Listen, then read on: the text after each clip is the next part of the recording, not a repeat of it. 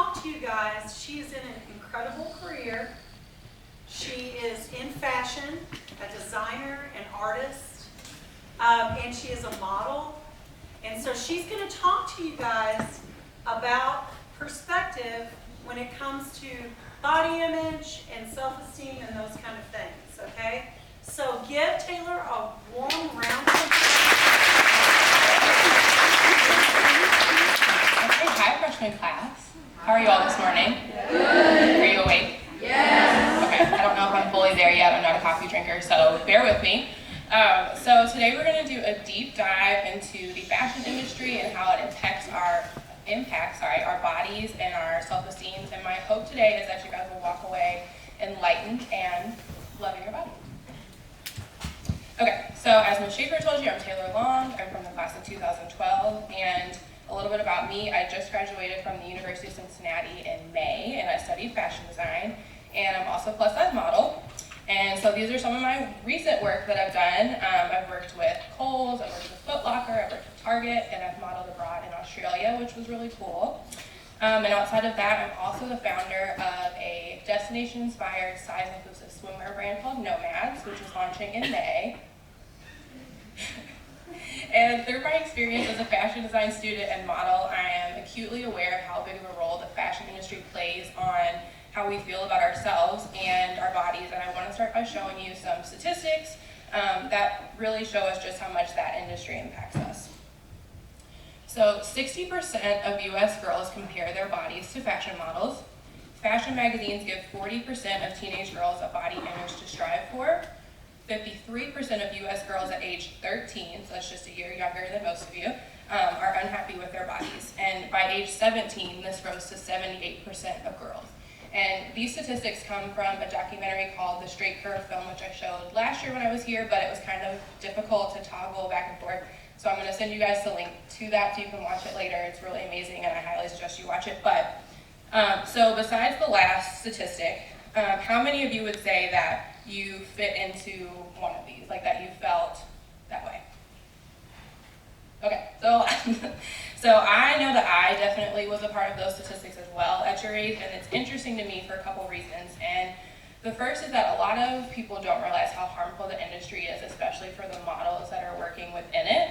A lot of girls look to straight size models as their body goals and look to them for, kind of inspiration and want to model themselves after them. And what we don't realize is how a lot of them, especially with the straight size ones, have to do extremely unhealthy things to be that size. So when I say straight size and plus size, straight size is sizes 0 to 4. So that would be Bella Hadid. And then the girl on the right, her name is Eva, she is considered plus size. And plus size is anything that's bigger than a 6. So yeah, it's really crazy. So if you look at the photos, you really wouldn't see much of a difference between the two of them, right? They look pretty similar, at least in my eyes.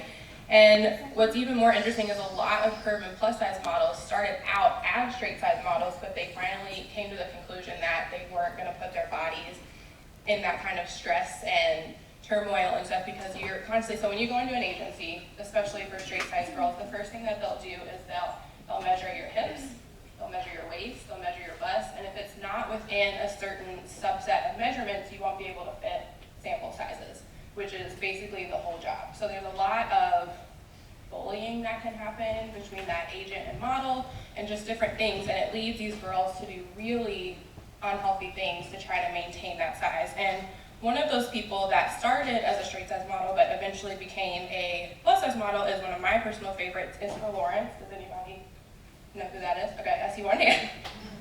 So Iskra started, she's an Airy role model, a national eating disorder spokesperson, and all around just girl boss, and I really admire her a lot. And before this, she started in the modeling industry at around 13 years old, and we're gonna watch a quick clip of her.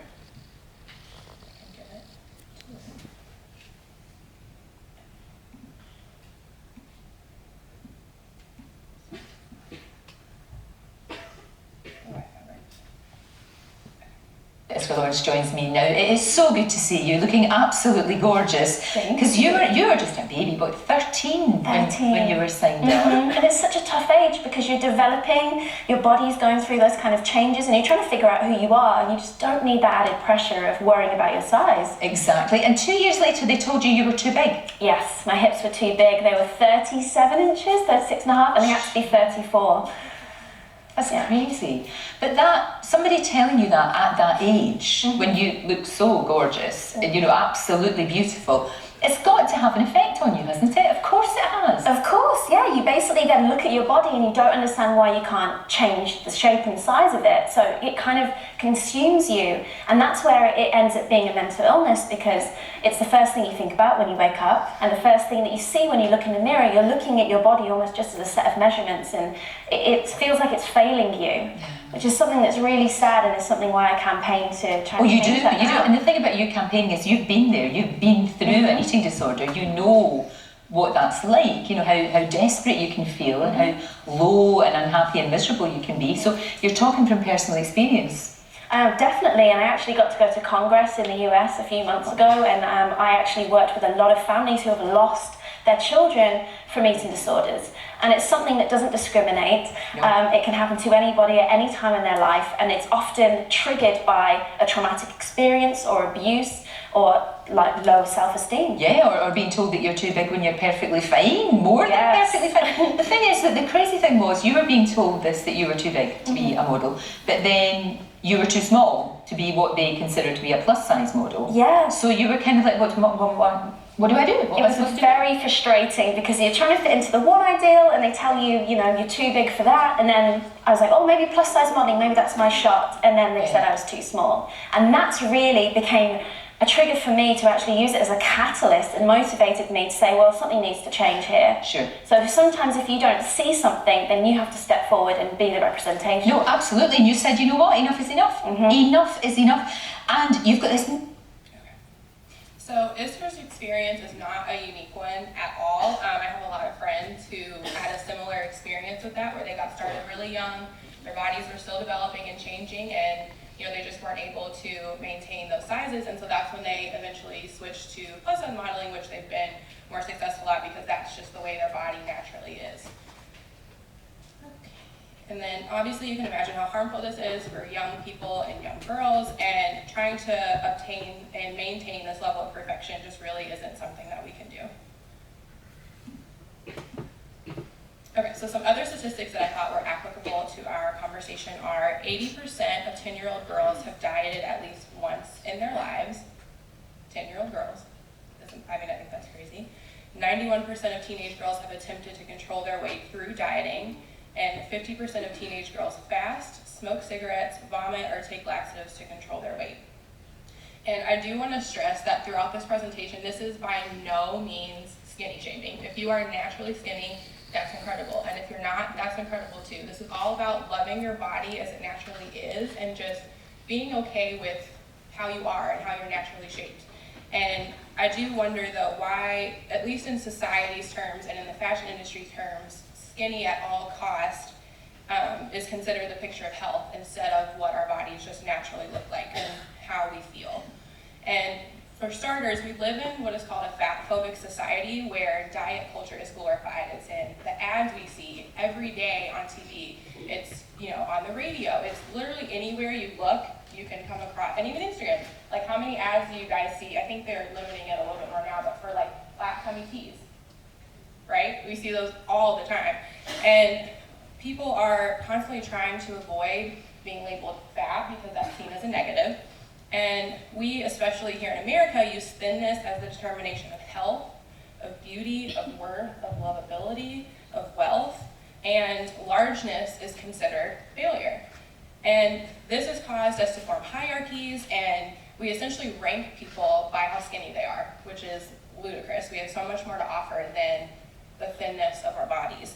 And this way of thinking is obviously incredibly dangerous, and like I said before, we're bombarded daily by these ads, like this Weight Watchers one you see. I've seen them in magazines, I've seen them frankly all over, and it seems like there's a new fad diet or something like that literally every week, like keto, or not that anything's wrong with keto, but you know what I mean.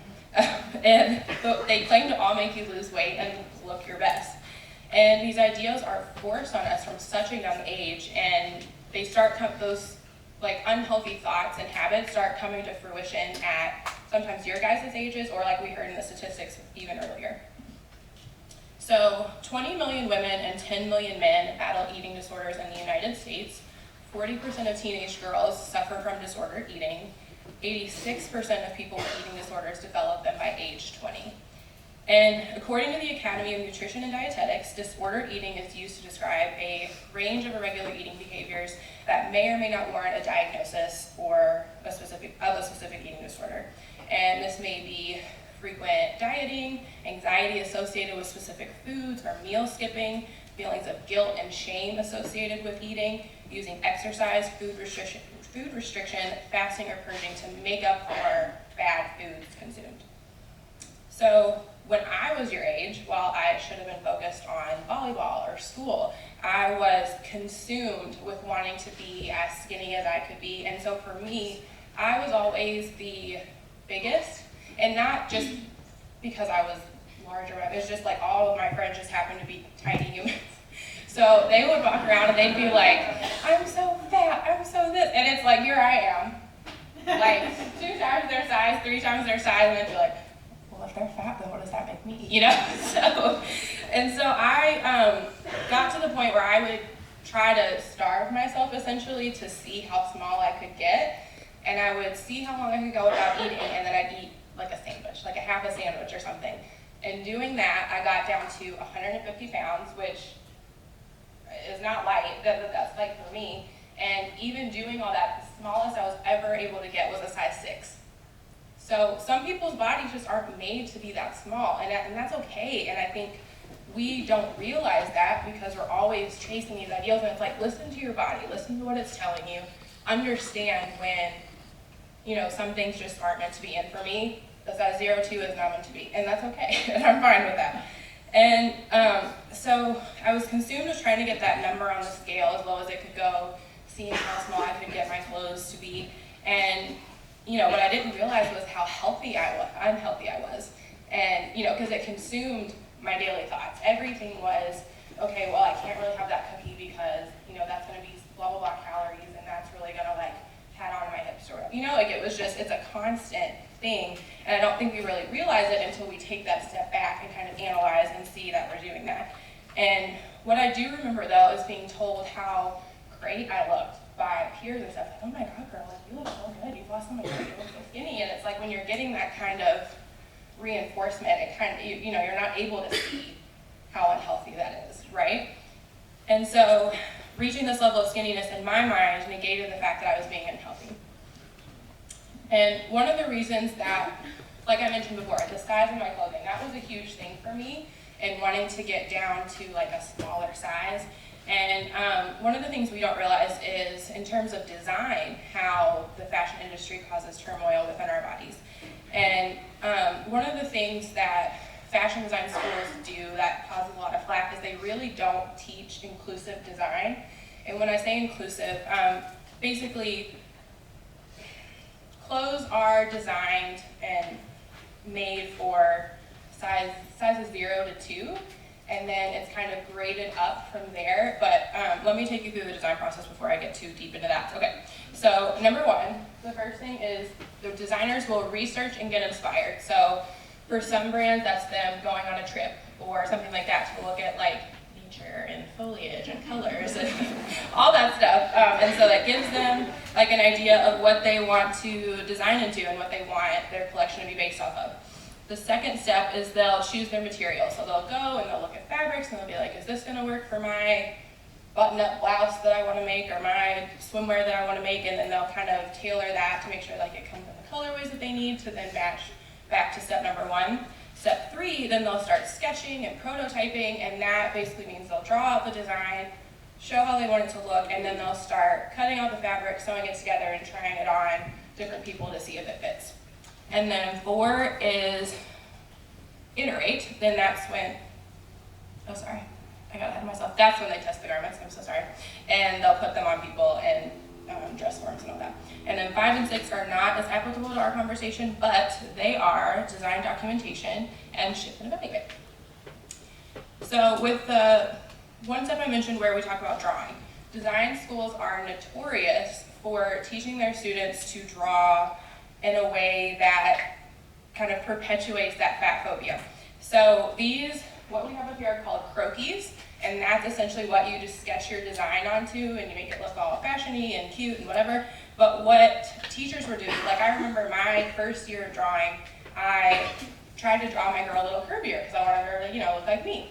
And I had this teacher, and this was literally a direct quote, that told me to make my croquis look more anorexic, which it's like, okay, exactly. And, to make them look sickly. Like, it's something about with these older design teachers that they want them to have these, like, fashiony proportions of just, like, the long legs and waist and arms and whatever. It's like, that's not reflective of normal people, but okay.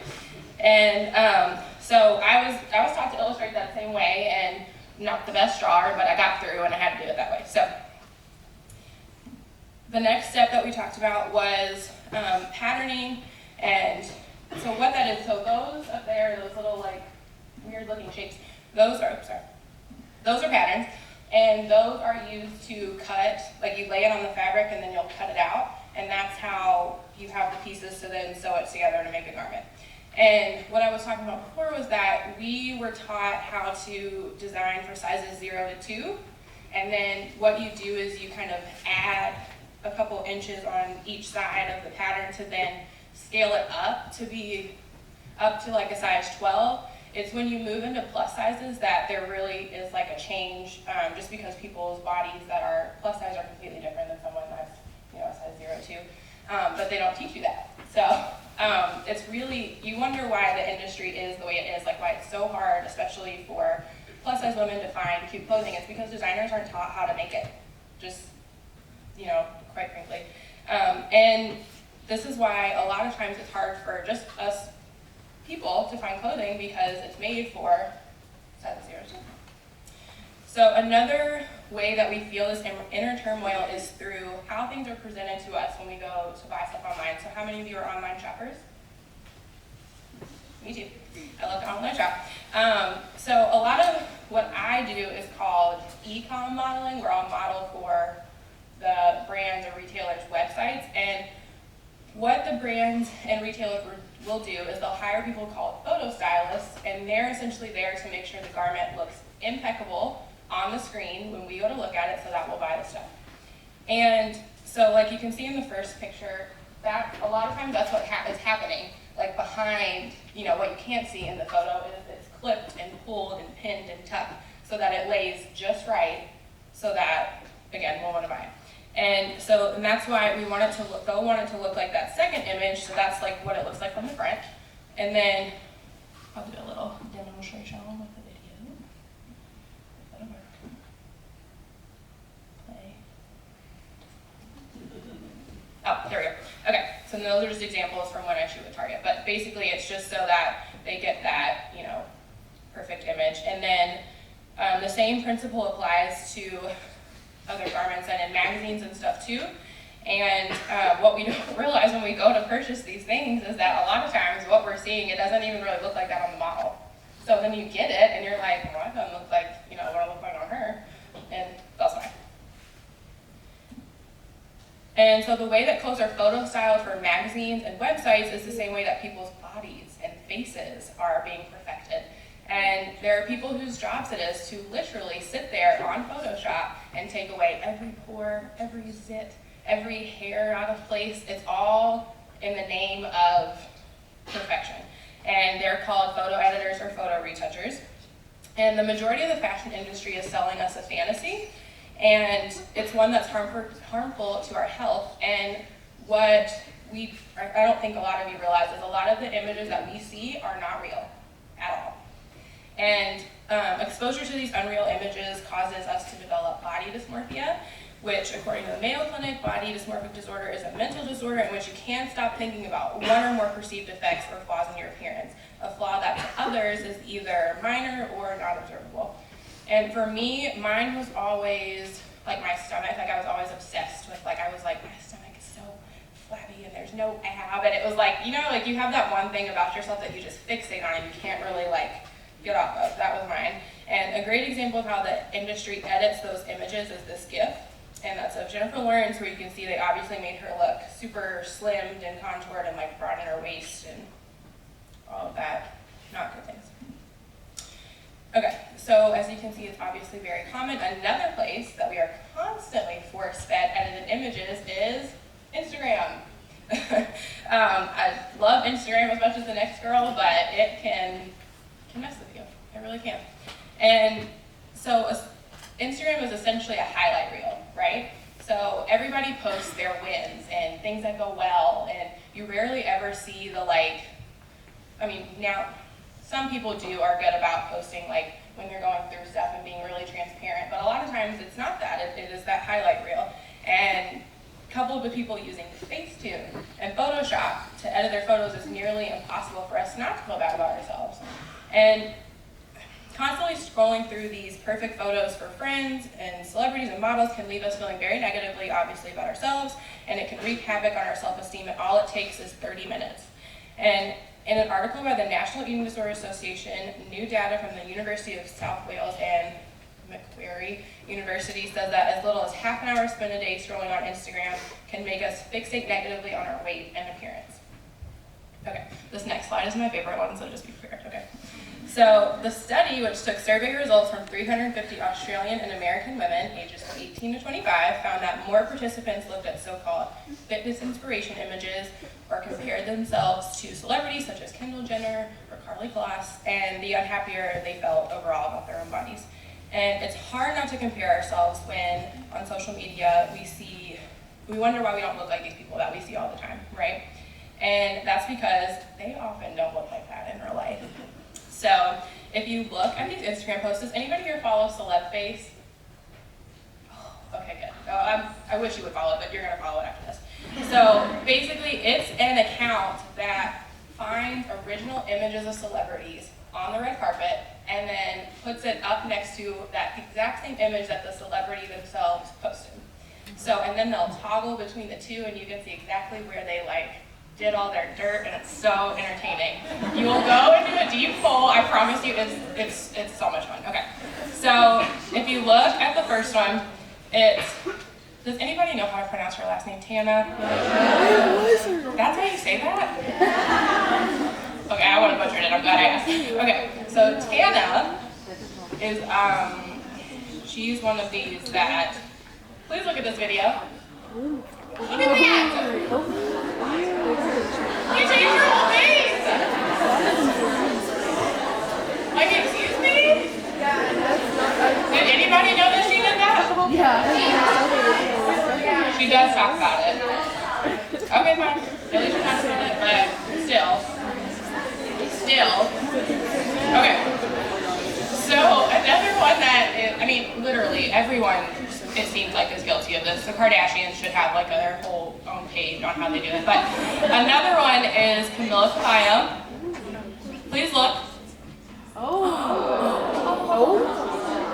Excuse me? What? Didn't you look bad? Okay. I gotta let it play again just because it's so, like, see?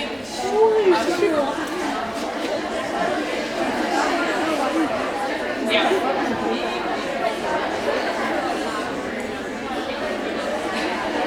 Okay, so now that I've shown you these things and made you aware of the farce that is social media and fashion and all of these things, these are some tips that I want you guys to start using whenever you feel negatively impacted by social media. They're ones that I use myself. One is to disconnect and step away. It's okay to take a step back and take a little hiatus and lessen the amount of time taken spent on Instagram and Snapchat and all those other things. Can you filter things on TikTok? Okay, then TikTok too. I'm not on there, so I don't know. So yeah, add that to the list. Be selective. Unfollow accounts that make you feel bad about yourself, especially those accounts that, heavily edit their photos and aren't authentic. And say it's like a friend or something, because us normal people, I mean, I'm sure people edit their photos too, but if you feel like, it's starting to mess with you and you don't want to unfollow them, just mute them. Then you can kind of get out of it. Okay, don't compare and despair. Remember what we've talked about today and try to be happy as you are and not compare yourself to unrealistic people on Instagram. Find positive vibes. Look for positive, uplifting accounts. I personally love the Dodo, not fashion or anything related, but cute animal videos. That always makes me feel good. And then be authentic. Don't fall into the trap of feeling like you have to edit yourself, because you don't at all. Be transparent and don't be afraid to share the bad times as well as the good. Next is a list of must-follows on Instagram, which I will send to Ms. Schaefer for you all to have. Some of them you might already follow, like, yeah. I figured there'd be some on there you already knew, but I'll send it anyway. And then I do want to include and show you guys some brands and companies that do an amazing job of being inclusive, showing you unretouched images, one of which is Aerie. Aerie does an amazing job of this. Back in January of 2014, they announced their commitment to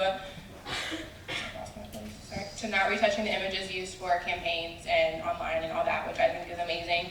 And they refer to their models as role models, and some of which include Aly Raisman, Yara Shahidi, and Isra Lawrence, like we talked about earlier. And they use also plenty of real women too, like we see the girl in the wheelchair. Like, they're super inclusive of all people, not just, which we love. We love that. Okay, the second is called Girlfriend Collective. Have you guys ever heard of them? Okay. Well, they are a sustainable, size-inclusive activewear label, and they make their activewear out of recycled water bottles, which is really cool. And they also go up to a size 6XL, which is, let me tell you, from the fashion angle, is incredible, because I don't know of any other brands that are doing that. And they also cast inclusively, which we love. The last brand that is really cool is my own. It's called Nomad Swimwear, like I mentioned, and it is my size-inclusive, destination-inspired brand that will be launching in May. And my bodysuit, I don't know if you can see it. This is what it looks. Okay. And next week is actually going to be a huge week for me, because I am launching a crowdfunding campaign to raise money, because I don't know if you guys know this, but it is incredibly expensive to start your own fashion brand. It is. And so I'm going to try to raise money to offset the cost of production and do campaigns for marketing. And I have a little video. I haven't really shown this to people other than my little family unit over here. And so this is what is going to be on the site, or on the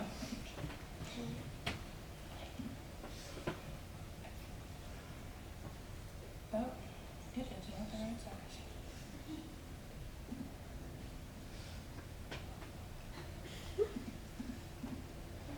Dang it, hold on. Nomad Swimwear, oh, it's fine? Oh, I'm so sorry, thank you. It's a destination-inspired, size-inclusive brand that creates chic, high-quality swimwear for women of all sizes. Oh my God, you're so cute.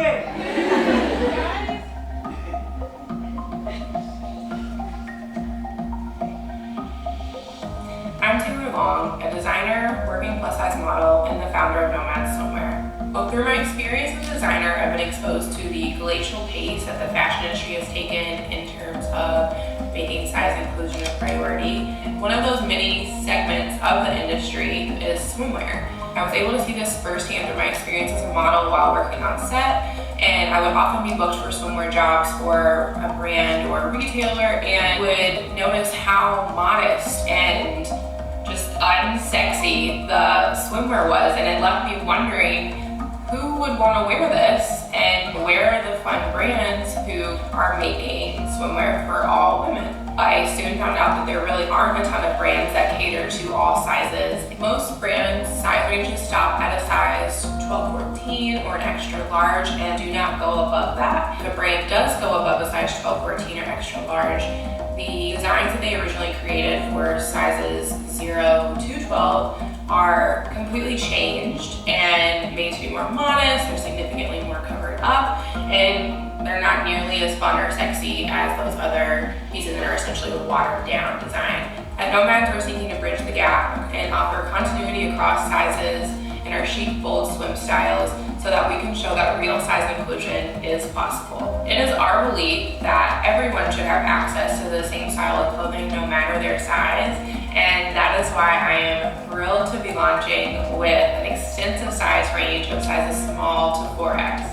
Nomads actually started as my capstone collection when I was studying fashion design at the University of Cincinnati, and it was there that I learned the fundamentals of design. Coupled with my experience as a model and my exposure to the market, it really became so crystal clear to me just how necessary a brand like Nomads is. I am crowdfunding to raise money to offset the cost of production.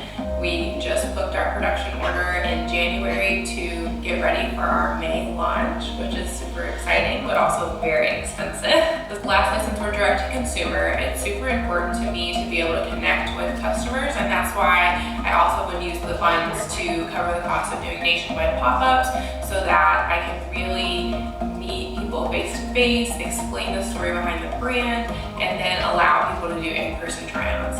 Your support, whether it be $5, $50, $500, all will monumentally help me in my goal to get Nomads off the ground. And I want to thank you from the bottom. Okay, you get this. Okay, but I would really appreciate some AHS support on this. So with the crowdfunding, don't think like GoFundMe, like it's not like you're just giving money. There are things that you get with the money given, like tote bags, a prize that I'll be giving away momentarily, just wait. 50% off your first purchase when we launch in May, and different things like that. And so I'm going to give Ms. Schaefer the link to that next week, along with the list of people to follow and the link to the Straight Curve film. Okay, so now that we're through that, it is time for our giveaway, people. Are you ready? Okay. Oh, Schaefer. Show them your bathing suits. Okay. Like, these are the bathing suits. And tell them about where they, okay. Let me hear it. I'll be Anna. So like I mentioned, okay, I'll just show you the one. This is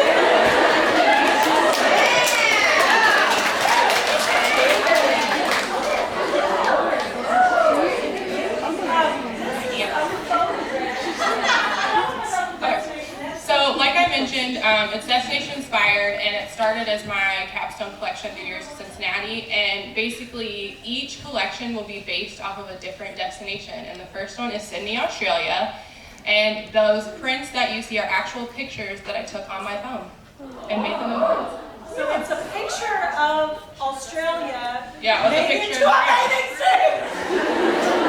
Yeah. Australia, where all the people are beautiful and fun to be with. Well, and actually in that picture that I used, I had to crop it so you couldn't see my foot, because literally I just took it. Yeah. She's Okay. like, where are the chip pieces? Oh.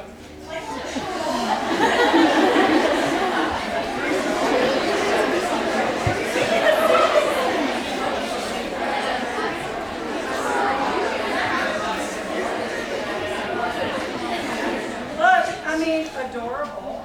Little sleeves too, a little something different, you know, a little mesh. So cute.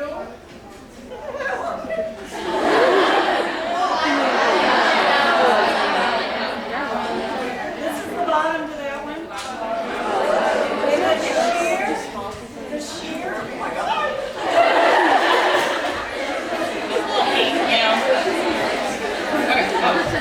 Okay, so here's one of the things that will be like that you can get as a reward on the crowdfunding we use.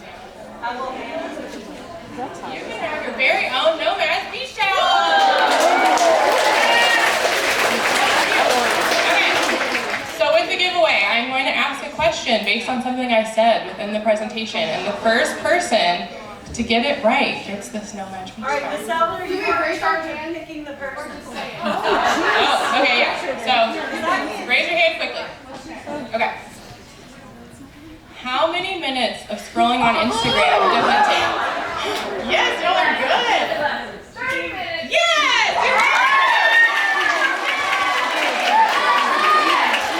Very good. I'm so impressed.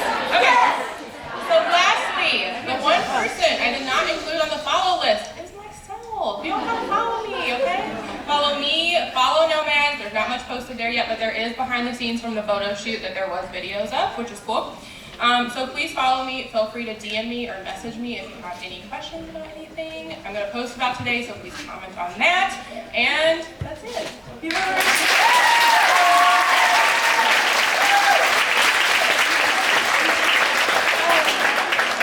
I love about Taylor is that she's a true Assumption girl. Like I've said to you seniors so many times, and I will say to you a million times, she saw a need, and instead of just sitting around and saying, gosh, someone should do something about it, she said, why not me? Why don't I do something about the problem with people not being able to wear bathing suits that feel good in their bathing suits? So she's doing something about it. That's why it's so important for you guys to see. And remember yesterday I told you, with our projects, that's your particular genius, the thing that you are so good at. And some of you guys have found that, and some of you guys are going to have to keep looking for that. Taylor is using her particular genius to change the world in the way that she can change the world. So this is what Assumption Girls do, and that's what you're getting ready to do with your projects. Your mission in your projects is to communicate not just to yourselves, but to the world, what you've learned and who you are and how you guys belong together. All of the messages that we've had over this past couple of days, you've got to distill them into your particular genius and then deliver them so that all the world knows. Got it?